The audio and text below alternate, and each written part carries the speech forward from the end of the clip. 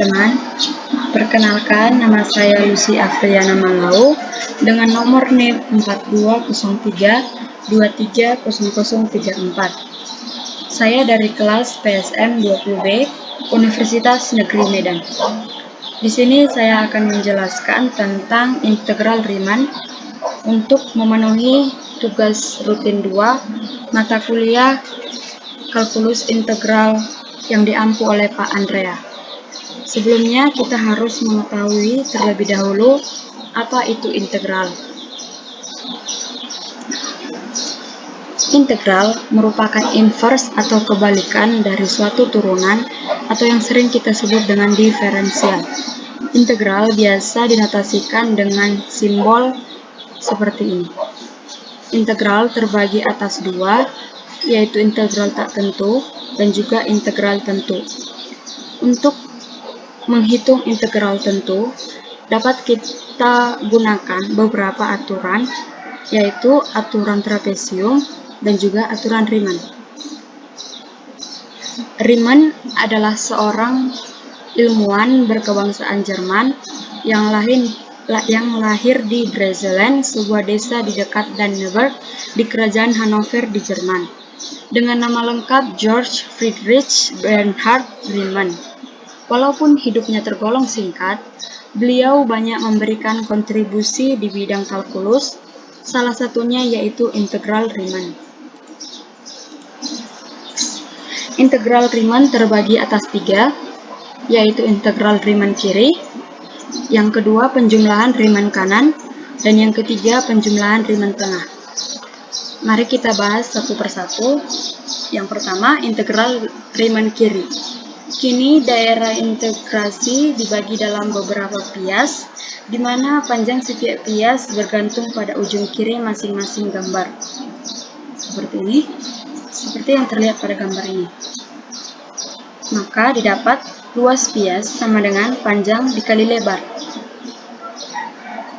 atau sama dengan lebar pias dikali fxi. Yang kedua, penjumlahan Riemann kanan. Lebar tiap pias bergantung pada ujung kanan masing-masing partisi. Jadi, ujung kanan seperti ini. Dan tinggi pias adalah Riemann kiri tadi. Tingginya sama dengan Riemann kiri.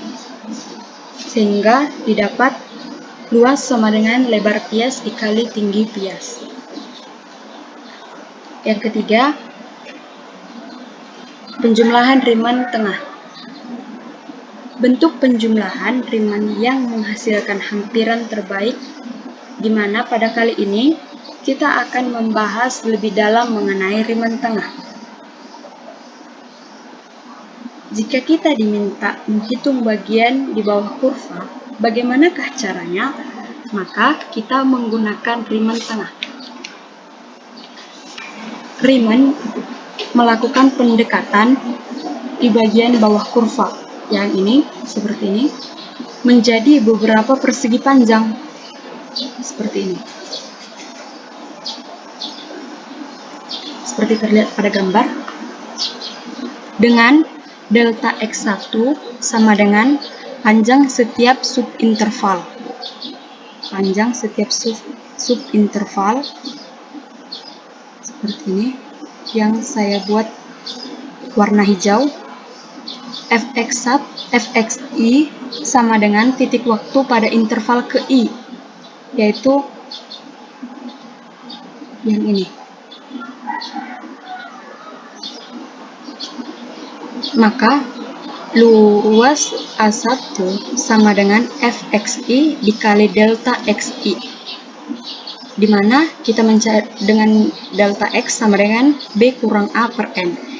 B-nya sebelah kanan, A-nya sebelah kiri, per n, jumlah persegi atau pias.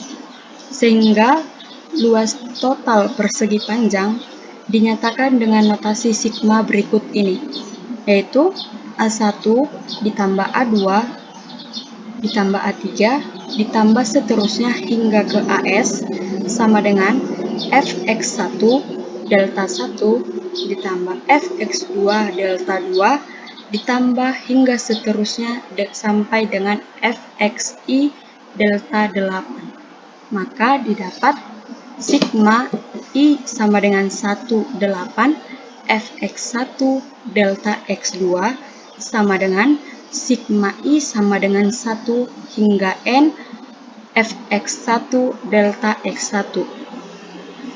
Agar kita lebih memahami, mari kita membahas satu soal, di mana soalnya diketahui suatu kurva dengan persamaan y sama dengan x kuadrat. Berapakah luas daerah yang terletak di bawah kurva jika x sama dengan 4? Kurvanya sudah saya buat terlebih dahulu, sama seperti pada untuk Riemann yang pertama, kedua, dan ketiga.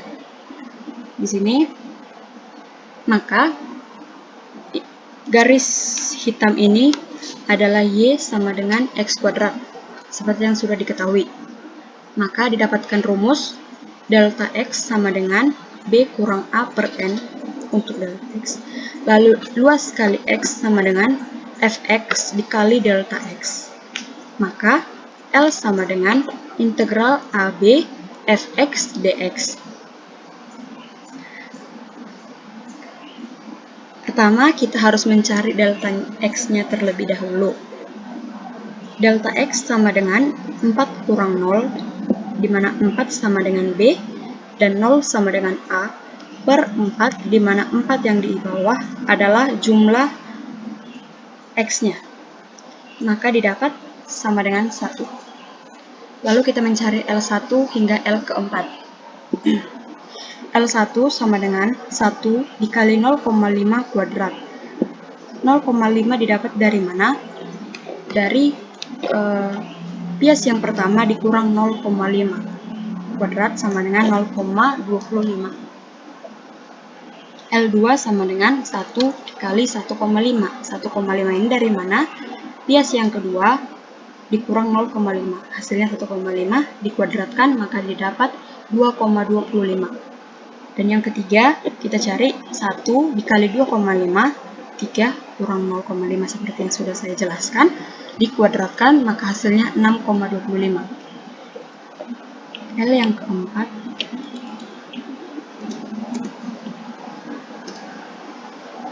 L yang keempat. L yang keempat sama dengan 1 dikali 3,5 kuadrat sama dengan 12,25. Maka dijumlahkan dari L1 sampai dengan L4 didapat hasilnya 21,0. Kemudian kita mencari titik errornya. Terlebih dahulu kita mencari luas dengan menggunakan integral. Dengan menggunakan rumus integral. Maka luasnya sama dengan integral AB fx dx sama dengan integral 04 x kuadrat dx sama dengan integral dari x kuadrat, yaitu 1/3 x pangkat 3.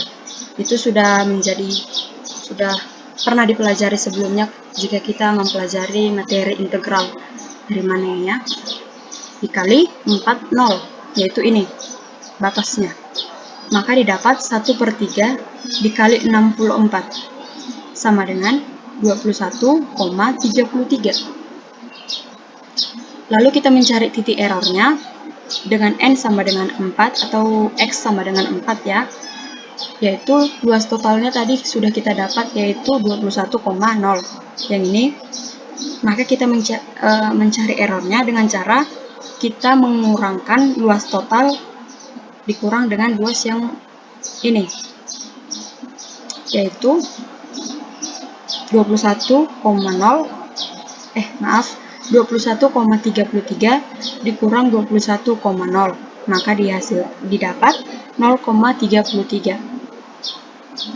Jadi kesimpulan untuk integral Riemann adalah semakin banyak jumlah bias, maka hasil hitungan pun semakin baik, di mana yang dimaksud itu bias yaitu persegi panjang yang sudah saya jelaskan. Semakin banyak biasnya, kalau yang saya jelaskan tadi kan 4. Kalau dia semakin banyak sampai ke 16, itu maka nilai errornya pun semakin baik. Mungkin sampai di sini yang bisa saya jelaskan. Kurang lebihnya saya mohon maaf. Terima kasih. Selamat siang.